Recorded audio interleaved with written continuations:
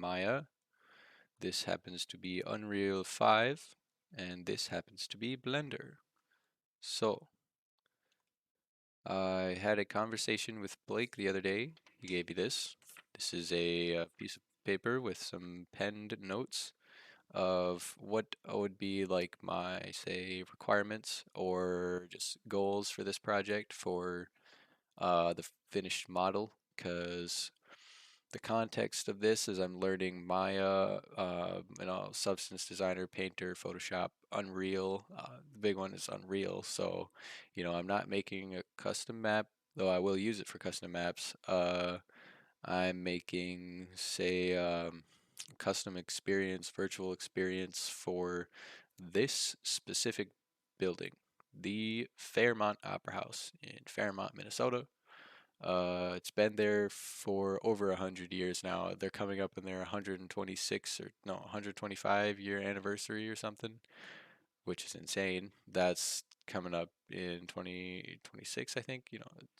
So it's right around the corner, but I've got time. So with all this time, there's so much somebody could do with, say, a little more education in different areas, like say computer science, figuring out ways to like host this online, do things like for me, the big one is like virtual performances because they have robotic cameras. So let's say, for example, somebody can't get to a show. They are miles away. They're sick. They're tired. There's just some reason they can't make it, financial purposes, whatever it might be. Um, they could go to the Fairmont Opera House website, virtually buy some tickets, maybe at a different price, cheaper price, because they're online or whatever it may be, however somebody gets access to that, they could, you know, have a opera house experience, not like the real thing, but, something derived from that. Um, so anyway, this would be like, say online, you could come up to the box office that used to be here or the current box office and buy tickets, like this much could be open to the public. You could come in, these doors would be closed here, you can't see the stage, the performance going on live, but maybe you could hear it. Um, just like real life, sort of. Anyway, there's bathrooms, not they don't serve much purpose virtually, so you could use those rooms for other things. So here, it's like, yo, just go explore the building, check out the building. Somebody who's never been to town wants to come see a performance, they could tour the building and hear the history and be like, oh, wow, this is it actually. See, I'd want to sit, they'd say something like, I want to sit right here, or I want to sit right here.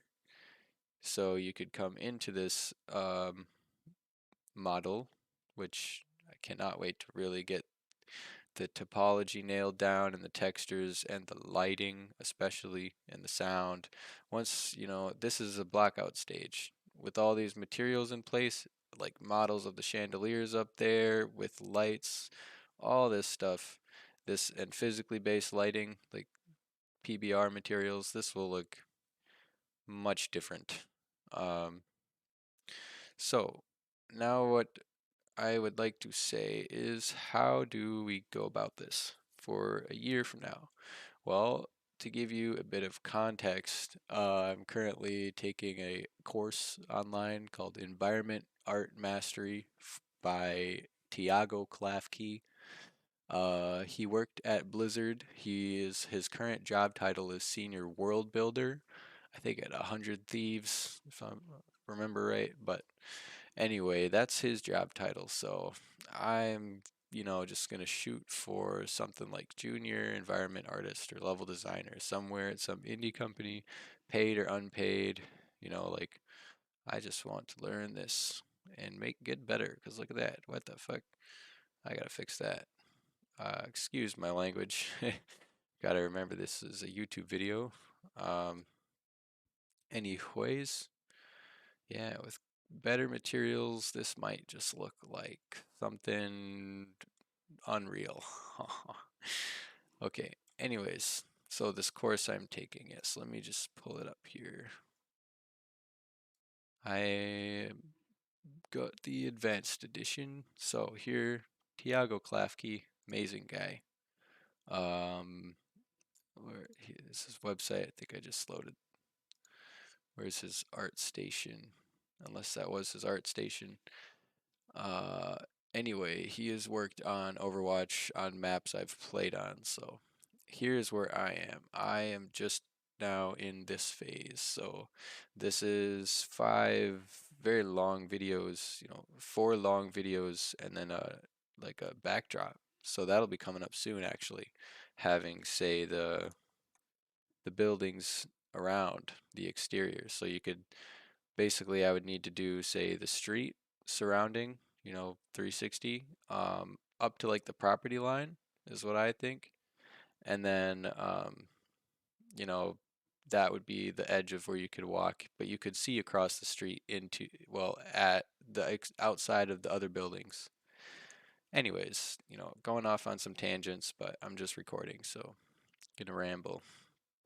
Here we have the design block out, and the goal for this phase is to get like a rough sketch up, like just to be kind of free form, not nailing anything down, which is like basically where I'm starting at. Where I'm starting from is pretty much the almost finished level design. Like I would say, I'd want to have had more of the model textured, like the interior, so there'd be just clear separation, color, like the materials wouldn't need to be refined. Like something like this would be fine. It doesn't look anything like that in real life, but you see, just to add some basic element of uh, immersion to it, there's got to be some sense of color because when it's an all gray blank model, it it does not feel like the same thing. It looks like it, you know what it is, but it doesn't feel like it. Anyways, so that's where I'm at, level design blockout. So you can see there is quite a bit left to this. So here there's also a texturing tutorial, so like 8 to 10 hours, I believe. Brick wall blend. See, like I'm going to take this at some point in the course. I mean, honestly, since I'm in the level design blockout phase, and I, arguably already have that done, well, you know, taken a long way.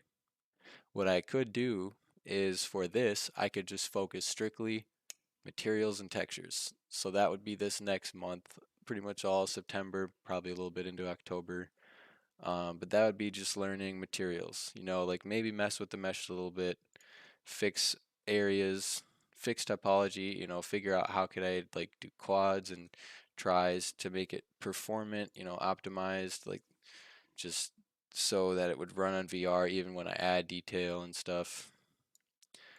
And yeah, like that brick texture is obviously repeating, but there's a brick texture in that tutorial. So, long story short, this is where I am at now and where I want to be by the end of this tutorial is, well, I'd like to have Blake at the Opera House people would like a seat view. So say, you've never been to the Opera House, kind of like I was talking about, you could go and select a seat. You could buy tickets online, like through a virtual box office. You could go find a seat wherever, you know, maybe the seats that haven't been like chosen yet by other people would be highlighted. So you could say, oh, this one over here. Sit down, take a look. Um, you know, you could go, all right, well, that's cool. Maybe I want to go upstairs. Go upstairs and and you get up here and like, okay, whoa, hey, I like this. I'm right by the booth up here. I like these seats. I can see everything. That would be a seat selector. Then you have virtual tour. So that is, I've heard that Blake will give tours, and I've got to do one sometime, schedule one, and figure out what that real experience feels like, and think about, say, you know, you could load up a video or a just a walkthrough where it's like, "Hi, welcome to the Fairmont Opera House, the oldest operating theater in Minnesota." Something like that. And then just, wherever whatever his talking points are for the building, go through them as like a step-by-step walkthrough. So say he talks about the lobby. Then before he goes on, you could pause, explore the lobby, and then say you want to go this way. Then that audio would kick on. It's like, and in the auditorium, something, something, something, something. Like that would be like a virtual tour to let people who haven't been to the building see the building without actually being at the building. Okay, so next we have stories, history. The building, like, is oldest operating theater, built and like operating in like at like 1900, 1901 or something like that. Lots of hand changes, remodels, so much history to this place. Like this story is is long. I read through all of it and I would like to read it again, figure out more parts about it because it's a lot to remember it all. Um, because then in a historical virtual experience, you could have models made of older versions of the building, like say the different stages it went through. First it was the Hainick Theater. All of the windows were open. It was just a bustling performance center. Then, I think after that it was like the Nicholas Theater, and then you got the big bright Nicholas sign showing movies, and um, the windows were bricked up for the vent system, and what else was it? Uh, the pillars were gone. There used to be pillars here, very epic looking pillars and a balcony or thing up there, and then you had the box office too at some point that was out here in the middle steps. That would look so cool to see that virtually and buy tickets there or something. But you could have like then one more thing too, the balcony it curved like a horseshoe like to the corner of the stage is what it says. So like you could sit everywhere. And there I think there used to be posts supporting this thing like so there was some seating issues like oh, you can't see because of the post kind of thing. But they fixed that. So now anyways, see where I'm going? This you could have historical experiences where you could actually see what and hear what it used to be like. Uh, Next, videos of performance on stage, live stream. They're getting or have three robotic cameras that could track the performance. So you have a live performance going on, like Deuces Wild on August 30th. Go to that. I'm gonna be there. I'm gonna go see that. The dueling pianos sounds awesome.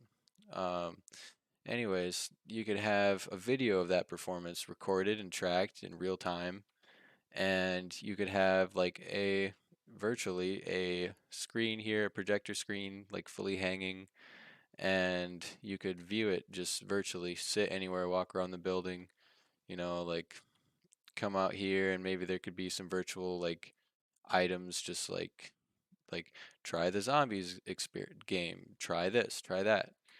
But you could actually find a seat, come in here and watch the real thing in real time.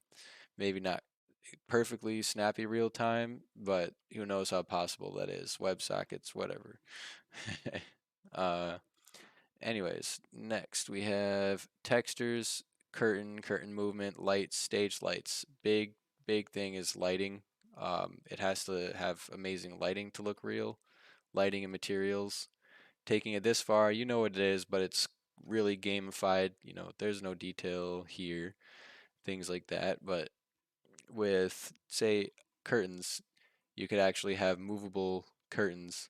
Look great in a zombies map if you had to buy the curtains to move forward, you know, like there, and if you're having a virtual tour but you haven't bought tickets yet, you could explore the building, but the curtains would be closed. You buy a ticket to the show, the curtains open, and there it is, playing in real time. That would be very cool.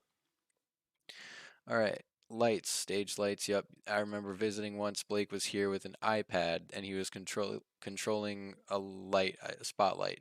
Like, I don't know if it was up there, or up there, but he had like a colored circle pattern light rotating and he was moving it around with an iPad. You could do that, you know, virtually somehow. You could have like a virtual control booth up here to actually use. You could have like an iPad. You use iPads in Onward VR. Anyways, next themes, holiday decorations, ghost tour in October, theme. Oh yeah, yeah. Okay, so Halloween's coming right up. So I'm trying to think about October would be a good deadline to have another demo. And I think for that you could make a spooky like Halloween experience. I saw on their Facebook page once they had like a picture of like a shadow that looked like a guy with a top hat, ghost or something, and it's like spooky things going down at the opera house. You know, you could have like the ghost of William Hay. You could have the ghost of many different people that were involved with this throughout time. You could just have a totally made up story. You could have just a scary experience, like a haunted house, walking through one of those.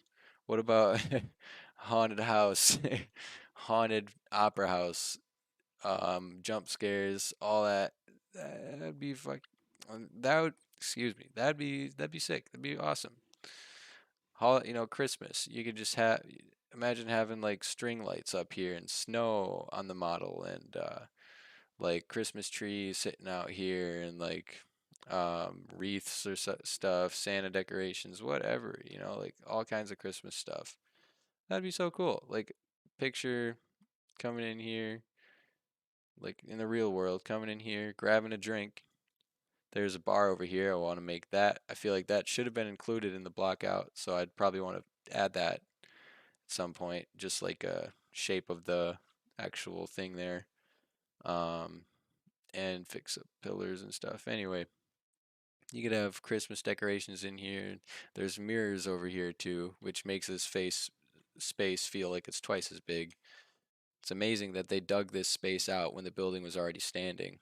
So they excavated all this, I think, like by hand and just to get all out, all of it, and then built all this. So it's pretty awesome. I don't know if this was here before, but maybe it was. Oh,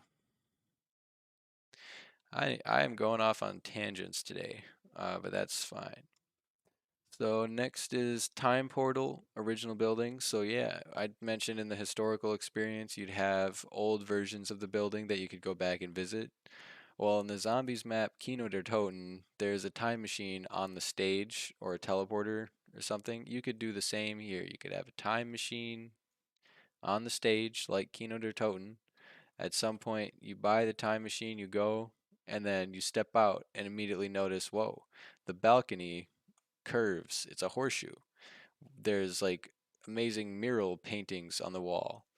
Lights are different or the same, or I don't know. There's pictures.